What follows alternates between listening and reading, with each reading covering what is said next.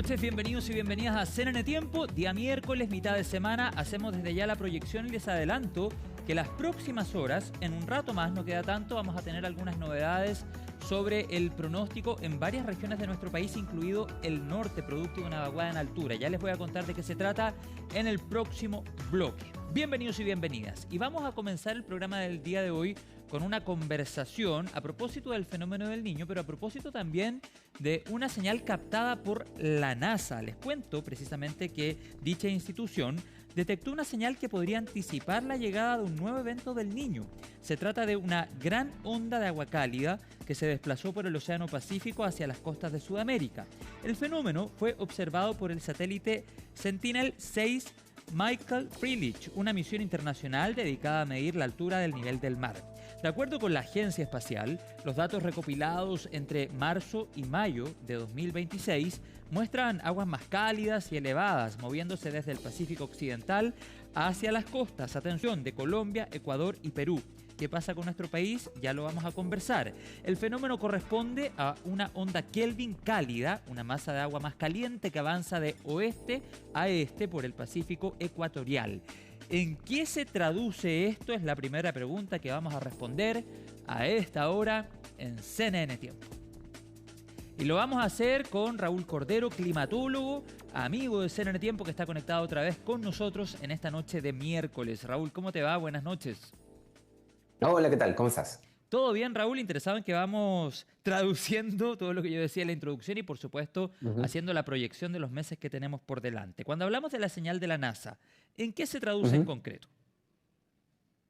Que la temperatura superficial del Pacífico tropical frente a las costas de Ecuador y Perú está subiendo y está subiendo de manera acelerada. Al final, el Niño es eso, un calentamiento en la temperatura superficial del Pacífico tropical, igual que la Niña, es Ujú. un enfriamiento en esa misma zona del mundo. Así que bueno, lo que ha detectado este satélite es básicamente cómo el calor, esas aguas cálidas, se propagan a lo largo del Pacífico.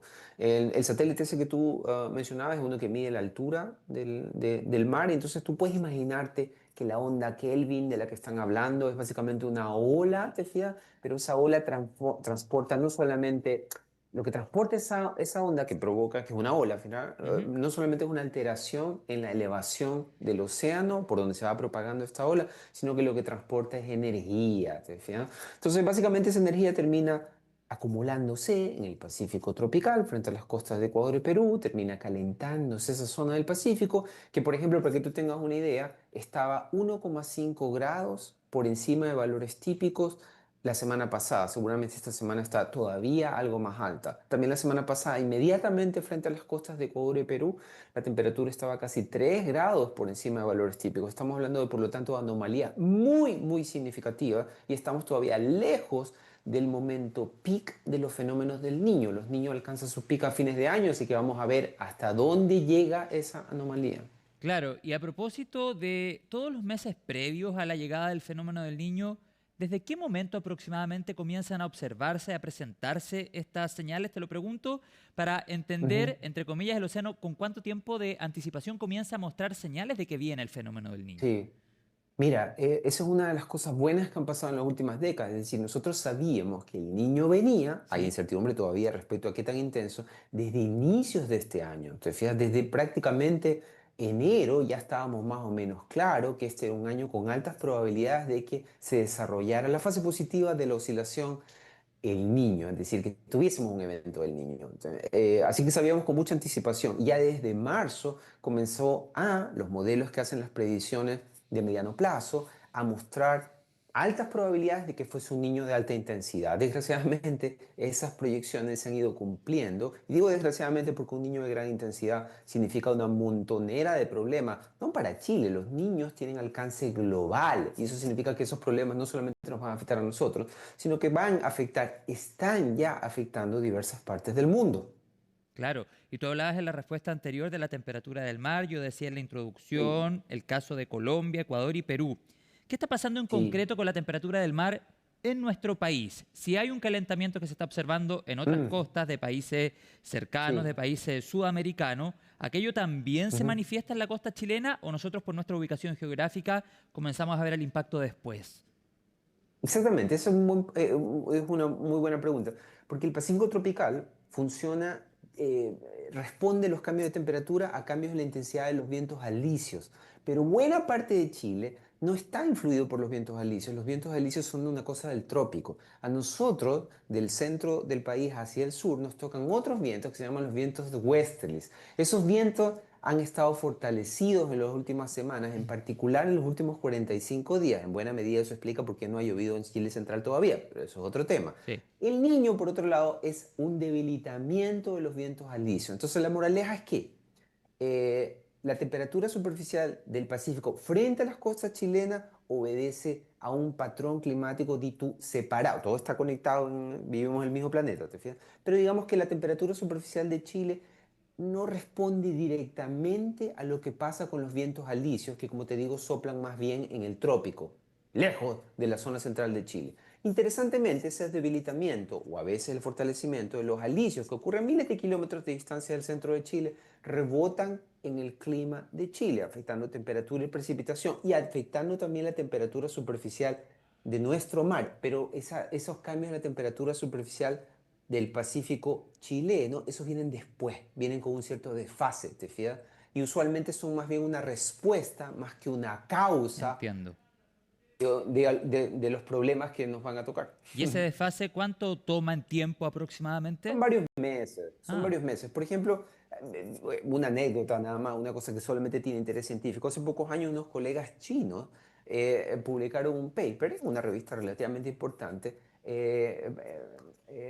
postulando la existencia del niño Chile. ¿Te fijas? Porque el niño, probablemente los que ¿ya? siguen estos temas habrán escuchado del niño global, que es el niño de toda la vida, el que ocurre al medio del Pacífico tropical, el niño costero, que es el calentamiento frente a las costas de Ecuador y Perú, y estos investigadores chinos, ¿se fija? Postularon la existencia de un niño Chile, que es Es un como cuando calentamiento Julio que Iglesias ocurre. decía, le voy a poner a mi hijo Chile, o sea, una cosa así. Bueno, Pero dale, acá hay un comentario niño aparte, por Chile, favor, hay un niño continúa con la Chile. explicación científica, Raúl. No, pero en verdad es un calentamiento. El niño Chile es un calentamiento frente a las costas del mar chileno. Pero justamente, como nosotros trabajamos esos temas, entonces nosotros analizamos esos resultados, porque ellos lo que postulaban es que este era un niño diferente a los otros niños, ¿te fijas? Pero lo que nosotros vimos es que en realidad ese niño Chile es en realidad una respuesta con varios meses de retraso del niño de verdad, que es el que Claro. ocurre en el Pacífico tropical y es el que verdaderamente afecta a todo el mundo. Entonces, el niño Chile, si es que existe, es simplemente una consecuencia de, no es una causa de. La causa de todas estas anomalías en el clima que están experimentándose ya en buena parte del mundo, en Chile no tanto, todavía, te fijas, es ese debilitamiento de los vientos alisios en el Pacífico tropical que al final termina provocando un alza en la temperatura del Pacífico tropical, del mar, que es lo que se llama el Niño. ¿Qué es el Niño? Un Entiendo. calentamiento anómalo en el Pacífico tropical. Ya, por eso entonces se dice, Raúl, que lo más potente del fenómeno del niño, al menos en nuestro país, se va a dar hacia la primavera, por ese desfase que tú has señalado, ¿o no? No, no tanto, porque una cosa es lo que le pasa al mar, te fijas, pero los ¿Ya? efectos del niño en Chile usualmente se dan en el segundo semestre. El segundo semestre está por comenzar en pocas semanas y a veces agarran el mes de junio también, ¿te fijas? Así que, por ejemplo, la última vez que tuvimos un niño, no fue hace mucho, el 2023 y 2024, nosotros tuvimos precipitaciones muy intensas Ujú. que causaron decenas de miles de damnificados. En junio del 2023, viste que los niños son bianuales, ¿te fijas? Comienzan como a mediados de un año y terminan a mediados del siguiente año. Entonces, ese último año fue el 2023-24. Entonces, tuvimos esos cuatro tormentas que la gente podría recordar. Junio del 2023, centro-sur del país, decenas de miles de damnificados. Agosto del 2023, ¿te fijas? Luego el siguiente año, junio del 2024 y agosto del 2024. La de agosto del Claro, 2024 no fue por precipitaciones, sino por vientos muy intensos que así dejaron es. casi 1 millón de damnificados, es decir, personas sin luz en la capital. ¿Te fijas? Entonces, Mm. ¿qué significa eso? Que este año deberíamos tener, desgraciadamente es lo más probable, algunos eventos que van a causar, ojalá solo molestias, pero podrían dar lugar a damnificados a fines de este mes o a comienzos del próximo, es decir, el segundo semestre del año. Este año estamos en riesgo de tener problemas y el primer semestre del próximo año, a veces, como el 2024, puede el niño tirar un último manotazo, te fijas, ya comenzando el segundo semestre del próximo año. ¿Qué significa eso? Que tenemos 12 largos meses por delante, porque el niño está recién comenzando, en el que va el niño a dar noticias, no solo aquí, en todo el mundo. Mm. Y en ese sentido, una pregunta que cae de cajón a propósito de lo que hemos venido hablando en esta entrevista y a propósito también de lo que publicó la NOAA hace algunos días atrás. Pregunta a esta hora de la noche para el climatólogo Raúl Cordero. ¿El fenómeno del niño ya está aquí? Sí, oficialmente uno usualmente sigue los comunicados que hace la Agencia Norteamericana de la Atmósfera y el Océano, la NOAA, que sacó un comunicado la semana pasada, Así es. hace exactamente una semana, oficializando el niño. Pero fíjate tú que igual viene, o esa declaración oficial viene con cierto retraso, es decir, los efectos del niño ya están ocurriendo en buena parte del mundo. No tanto en Chile otra vez, te fijas, por otras razones, pero en otras partes del mundo ya hay efectos del niño, es decir, hay déficits importantes de precipitaciones en las zonas en las que el niño usualmente causa sequía. Allá, en muchas zonas del mundo en las que el niño usualmente causa exceso de precipitaciones o abundantes precipitaciones, ese ya es el caso, ¿te fijas? Por ejemplo, Medio Oriente. En Medio Oriente ha llovido, está lloviendo en los últimos 2 meses, 3 meses, harto más de lo que usualmente llueve. Es usualmente una cosa que se asocia al niño. El Medio Oriente queda al otro lado del mundo, ¿te fijas? Y estamos hablando del niño que queda frente a las costas de Ecuador y Perú, ¿te fijas? Entonces, como que el niño tiene largo alcance. Así que otra zona en la que por otro lado hay sequía es en el Amazonas y Mira, también en las montañas de Etiopía. Interesante que el niño tenga efectos sí, también en claro. África, en el Cuerno Sí. de África y en las montañas etíopes. En esa zona el niño se asocia a sequía y eso explica por qué el caudal del río Nilo, extraordinariamente importante para Egipto, presenta extraordinarios déficits en este mismo instante. Y eso explica por qué hoy en la reunión que tuvo el presidente Trump, que está en Suiza, con el presidente egipcio Al-Sisi, trataron ese tema porque eso va a dar lugar a ciertos conflictos internacionales. Hay unas represas de agua en territorio etíope que están exacerbando el problema de la falta de precipitaciones que el niño está causando en las montañas de Etiopía. ¿Te fijas el lío en el que el niño nos puede No, meter? tremendo impacto y todo conectado de acuerdo a la explicación que nos entrega hasta ahora el climatólogo Raúl Cordero. Pero la NOAA, dentro de sus afirmaciones la semana anterior, decía que este evento Sí. podría ser el más potente registrado desde el año 1950. ¿Concuerdas? Eh, Desgraciadamente eso es lo que sugieren los modelos que hacen pronósticos de mediano plazo. Y esos modelos, ¿te acuerdas que te comenté hace poco que desde enero venían advirtiendo que venía Sí. un niño? Bueno, desgraciadamente le han estado achuntando en sus pronósticos y eso significa que este niño va a ser de gran intensidad. Probablemente eh, hay bastante más de un 50% de probabilidades de que supere el umbral de calentamiento anómalo que se requiere para que el niño sea considerado un super niño. El super niño es cuando la temperatura, la anomalía en el Pacífico tropical supera de manera consistente los 2 grados de calentamiento. Y la Imagínate. semana pasada ya estábamos en 1,5 grados, ¿te fijas? Entonces, como quedan muchos meses para que el niño se fortalece, el niño alcanza su pic a fines de año, hacia la Navidad, por eso se llama el niño, lo más probable es que ese umbral de 2 grados va a ser ampliamente superado y vamos a tener el cuarto niño de los últimos 50 años. En los últimos 50 años tuvimos el niño 82-83. Los que tienen buena memoria o son mayores recordarán ese niño con el Mini cayéndose al correntoso río Ah, Mapocho. sí, yo he visto esa imagen. 97-98, Mm. récord de días en el que estuvo cerrado debido a abundantes nevadas en la cordillera del Paso de los Libertadores. 2015-2016, un niño con amplias precipitaciones, no en todo el país, pero un par de desastres ampliamente recordados, incluidos los aluviones en Atacama en marzo del 2015. Y este sería el cuarto niño, super niño, de los últimos 50 años, ¿te fijas? Es verdad lo que tú además dices, que no solo que va a ser el cuarto de los últimos 50 años, el cuarto super niño, sino que podría ser incluso más intenso que el 2015-2016, 97-98 y 82-83.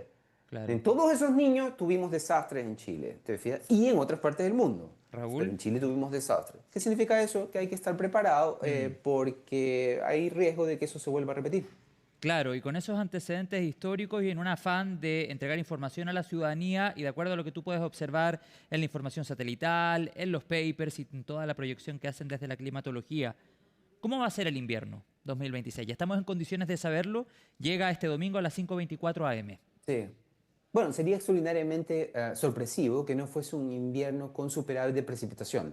Si los niños, los intensos y los no tanto, Ujú. traen a Chile abundantes precipitaciones, así que sería extraordinario, raro, que ese no fuese el caso. Entonces, pero es verdad que como que tenemos mucha certeza respecto a que este niño que viene va a ser muy fuerte, pero los efectos en el resto del mundo, incluido Chile, los efectos del niño son un poco más difíciles de prever, ¿te fijas?